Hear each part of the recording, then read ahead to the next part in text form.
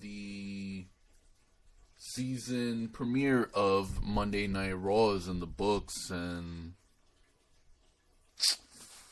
don't know, man. It seems like we're still getting some of the same old, and nothing really new. I mean, we had a great promo by The Miz, and that's given because The Miz is absolutely fantastic on the mic. You know, his gift of gab, and he was spitting the truth about Otis. And then you had a rekindle of AJ Styles versus Matt Riddle from Smackdown. Matt Riddle faced AJ Styles like twice. So we got it on Raw, so that carried over from SmackDown. But yeah, we shall see. But man, some of the shit that they be doing is absolute cringe. Like with Otis. I'm gonna have to see again when I'm looking through the shit. I'm gonna have to see again, but man, what the hell happened? And as you see, AJ Styles, I don't know, he's got like a new bodyguard or some shit. I don't know, man. But we're gonna go over the show, and that's gonna be it, you know. So, new season, that means new music. So Monday Night Raw got new music, new theme song. It's pretty good. It's The Search by NF, he's a rapper, and that was the thing. So then the lights go off, and the lights go red, and Alexa Bliss appears in the ring to introduce The Fiend. And so he makes his entrance. This is a pretty long entrance, goddamn. And he's just there in the ring with Alexa Bliss, and they're holding hands. Then next thing you know, I think Retribution, they got new music or something, and they're coming out they're coming out to they come out and circle Alexa Bliss and The Fiend, and then out of nowhere the lights go off and The Fiend and Alexa Bliss disappear. Now, I made a joke on Twitter. I was like, God damn, like, Alexa Bliss and Bray Wyatt just show up and that's it, they're gonna get paid. And apparently that wasn't the case, but I was ready to just be like, what the fuck was that about? What the fuck was that about? But you'll see in a couple moments that there was there's, how do you say it, like, I guess that there was a reason for that segment to have happened. And so after that, you just had, they're like, where the fuck is The Fiend and Alexa Bliss? And then you had the Hurt Business music play, and they went off to fight Retribution. So throughout the match is happening. It's Bobby Lashley, Cedric Alexander, MVP, and Shelton Benjamin versus Mustafa Ali, Mace, Slapjack, and T-Bar. And then you get Bobby Lashley putting T-Bar, Dominic Dijakovic in the Hurt Lock, and Slapjack, he's T-Bar, and T-Bar taps out. So, absolutely astonishing. Not only did they lose, right? They lost, and then The Fiend comes out on the apron where they were standing, and he starts taking out the whole Retribution. So I made a joke also, like, oh, The Fiend did it. Retribution is no more. But no, they'll be back. But at this point, they look really bad so far. Not a good start, I guess, for them, But especially with Mustafa Ali at the helm. But we shall see. We shall see what happens there. Just absolutely, I can't believe, like, he tapped out like that. It was absolutely insane. And Alexa Bliss was like, let us in. Or no, she was like, let me in The Fiend's voice. So that was that. And then you come back from commercial. AJ Styles makes his entrance. I was like, okay, cool, yeah, AJ Styles. He makes his entrance, And he comes out, as you see, with this absolutely tall man. I'm like, what the fuck? I'm like, damn. And I guess this was the same guy. He was, I think they said it. He was definitely the guy from Shane McMahon's the security guard.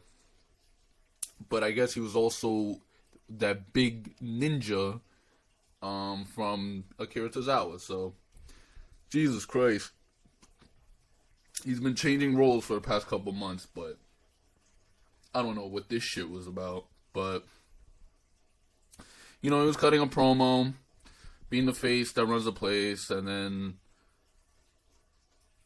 I did notice, I guess I wasn't the only one, that the live feed cut out, and then I guess Matt Riddle, his song just said, bro, and then he's making his entrance and shit. He's getting ready for his match. And the referee is like, yo, to the big guy, I guess his name is, let me see, Jordan Omobehin. So that's him.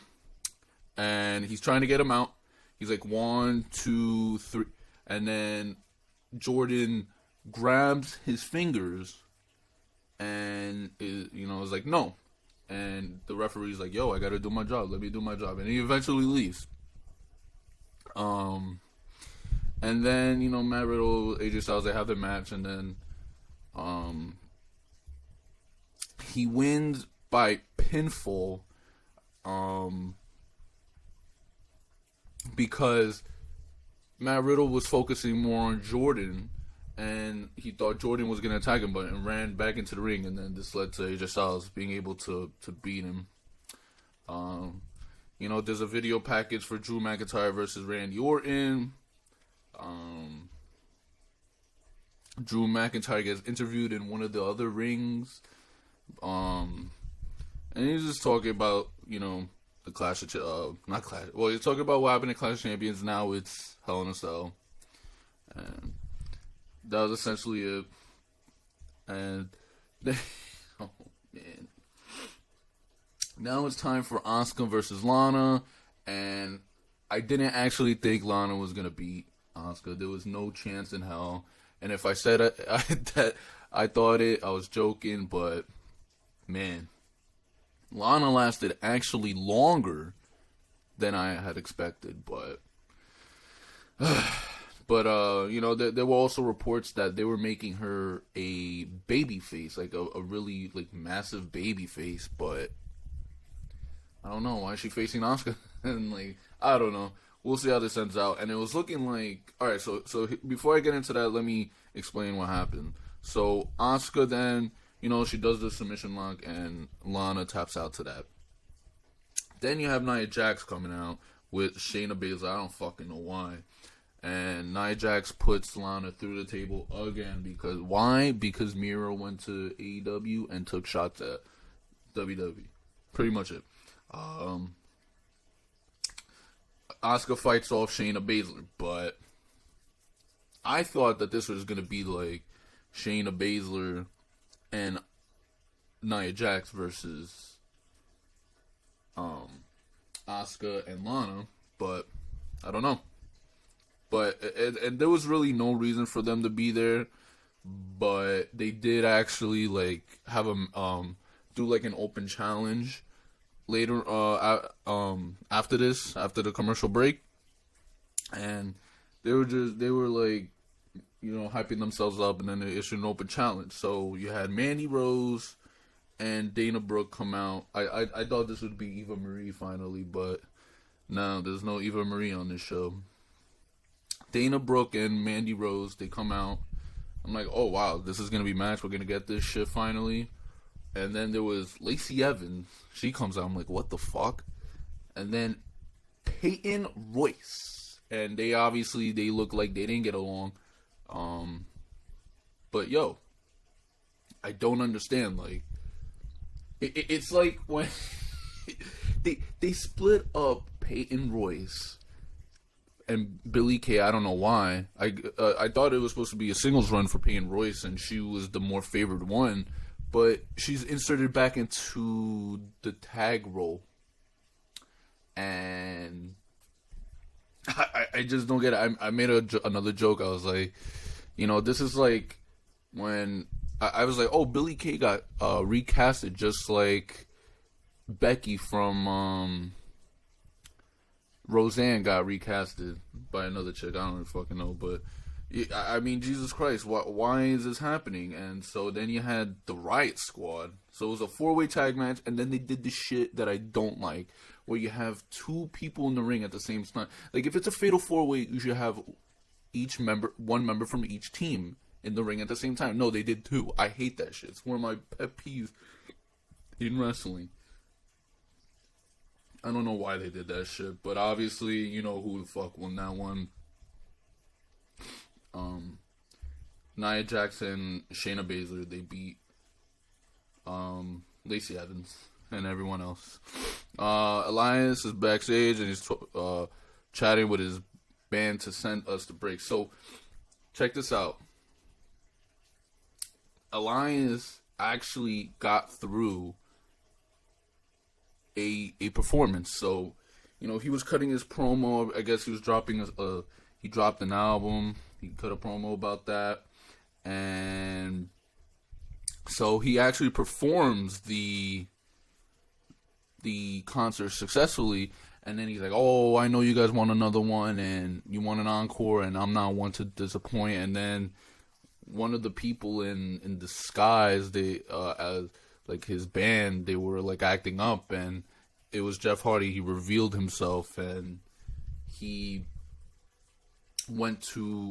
beat up on Elias, and that was it. He swung the guitar, but Elias ran away. But you got to the backstage. Miz and John Morrison, they were talking to each other how they saved Mandy Rose and they're gonna save Money in the Bank briefcase. Tucker he comes along. And, he's obviously upset and shit. And so he has to find another tag partner. And then they're going to have a tag match. So that'll come into play. New Day, they make their entrance. And it's Kofi versus Sheamus.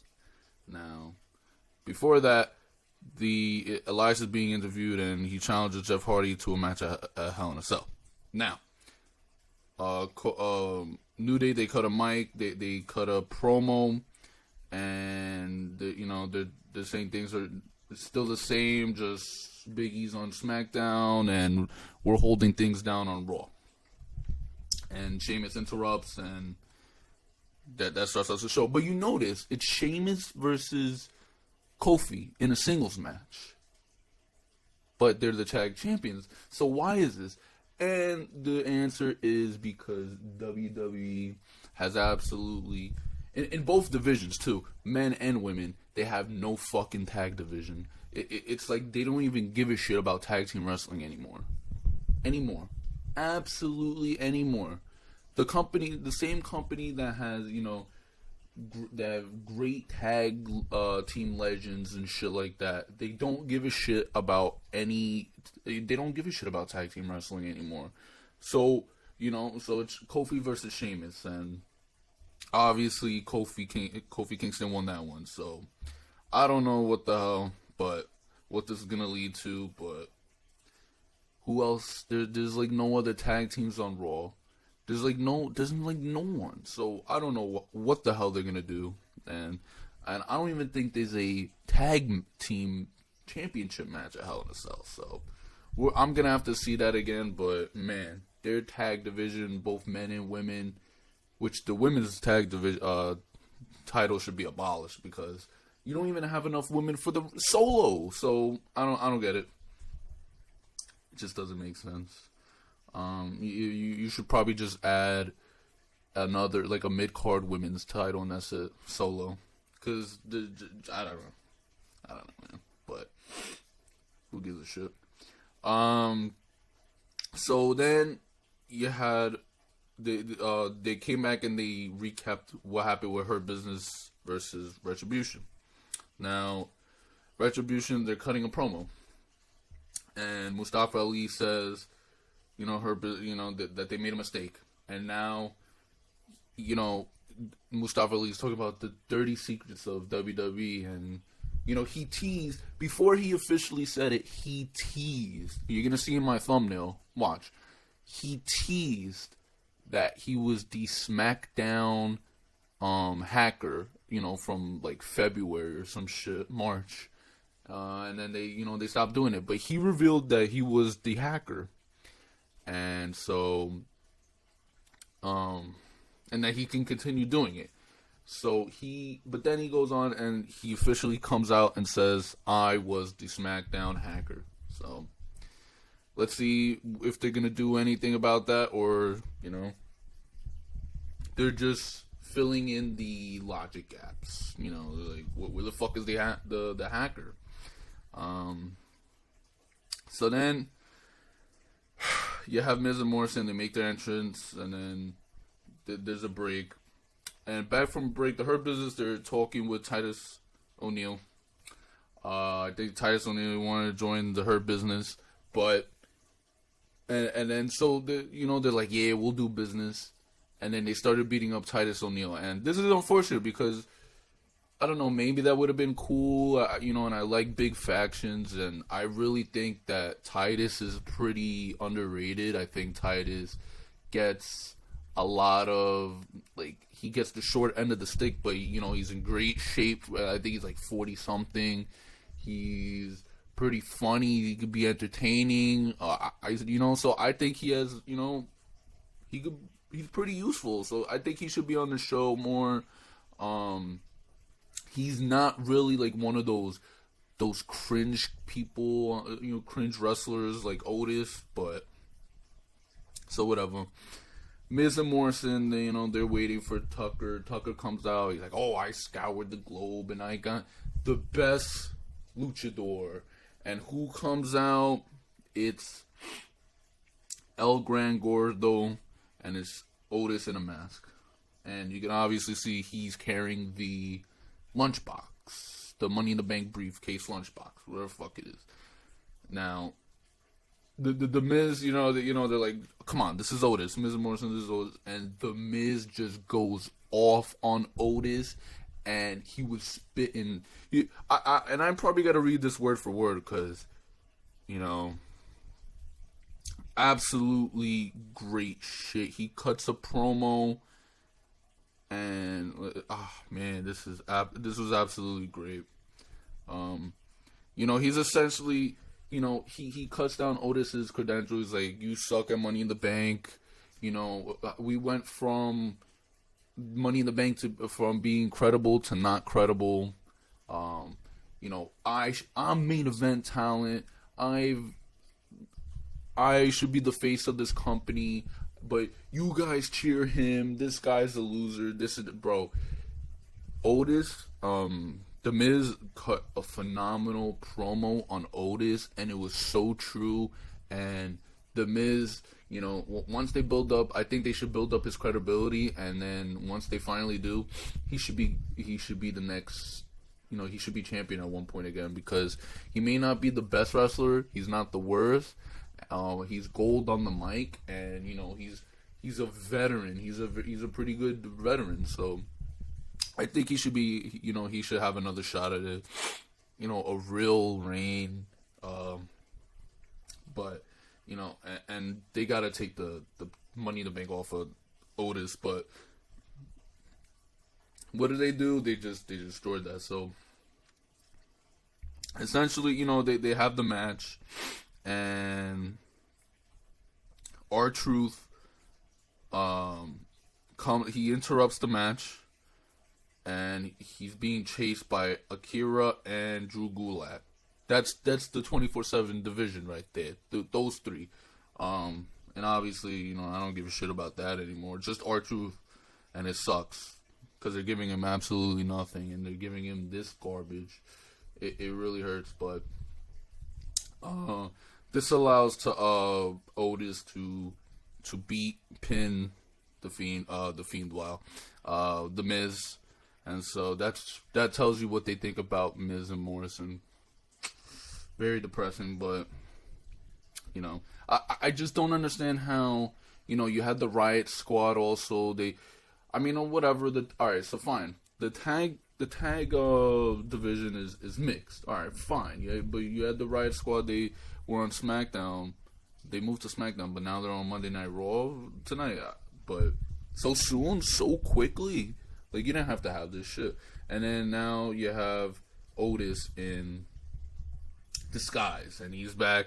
And so then you had a teaser for the Firefly Funhouse break, and then they came back from a break, and the New Day is celebrating with Tucker and Otis, and Mandy Rose comes out backstage with a ham for Otis, and that was essentially the segment. Then you had the Firefly Funhouse segment. So this was essentially, they were doing some, like, Bray Wyatt was digging through a box. He pulls out the square mallet. Eric Rowan's black sheep mask. And there's different things. And then the final touch was they finally introduced Alexa Bliss to the Firefly Funhouse, and this will. She was like, "This is just getting started," and so that was that. Then you had Braun Strowman versus Keith Lee, and I don't know why they gave Keith Lee the L here, even though, Braun Strowman cheated, but Braun Strowman did a low blow and did his move, and he beat Keith Lee dirty, but whatever. But Keith Lee then, Braun Strowman was celebrating, but then Keith Lee turned him around and gave him a low blow, so I don't know, man. This is going to be the feud, so. Next, and finally, the last thing on the show. Randy Orton is getting ready to speak. The Hell in a Cell. It's still red. I don't know why the fuck it's red, but it's getting ready. They lower the Hell in a Cell, and Randy Orton goes to speak in it, and he speaks about, how successful he's been in Hell in a Cell, and then comes Drew McIntyre, and he's outside of the Hell in a Cell. I thought he was going to come out from under the ring, but no, he did not. So he comes out, and he's just walking around because he can't get in because it's locked. And so he's like, "Oh yeah," and then he gets those pliers, those bolt cutters, and he unlocks it. And Randy was like, "Oh fuck!" Goes back into the ring, and then Drew McIntyre just opens the door and he closes it, and that is how Monday Night Raw ended. I'm surprised they didn't show any beatings, but I don't know, man. But yeah, that's that. We're getting ready for Hell in a Cell, and we'll see how good that one is. But that was essentially the show, and I'm shocked how it ended because I thought they would do at least show some beating. But all right, and I guess you get the sense that Drew McIntyre beat the shit out of Randy Orton, and so that was that. So, and Monday Night Raw. It's the best thing about this show, about Monday Night Raw, Mondays in general, is now no more Natalya. So she's gone to SmackDown, where it's a 2-hour show, so it'll probably be only one women's match, one women's segment, whatever the fuck it is, and no Natalya. So should be good for me. But other than that, man, I don't know what the fuck they're doing with this shit, but I don't know. Monday Night Raw should go on hiatus, and I guess leave SmackDown and just put Roman Reigns on. But yeah, no, that was the show, and so if you enjoyed what you saw, please leave a thumbs up, subscribe, share with your friends, family, turn that notification bell on.